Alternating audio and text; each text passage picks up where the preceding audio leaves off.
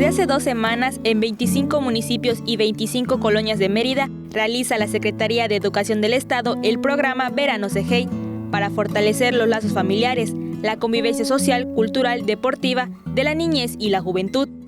Su titular, Liborio Vidal Aguilar, encabezó ameno encuentro en la colonia San José Tecó, al sur de Mérida, donde la niñez y la juventud disfrutaron amplio catálogo de actividades y servicios que ponen a su disposición las diversas instituciones estatales que participan en el evento.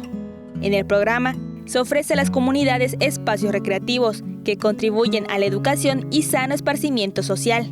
Vidal Aguilar expuso que las actividades se hacen para beneficio de la niñez y de sus familias, porque se trabaja para que la sociedad yucateca tenga paz, tranquilidad y mejores oportunidades. La directora de Gestión Estratégica del IBEI, Marisa Salazar Azcorra, resaltó la importancia de la actividad para el esparcimiento de las familias, porque cuentan con espacios que integran a las comunidades y ofrecen herramientas para su óptimo desarrollo.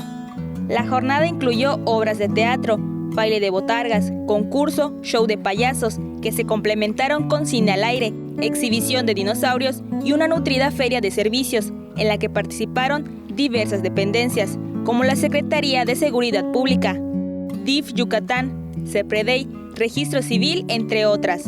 Tele Yucatán te informa.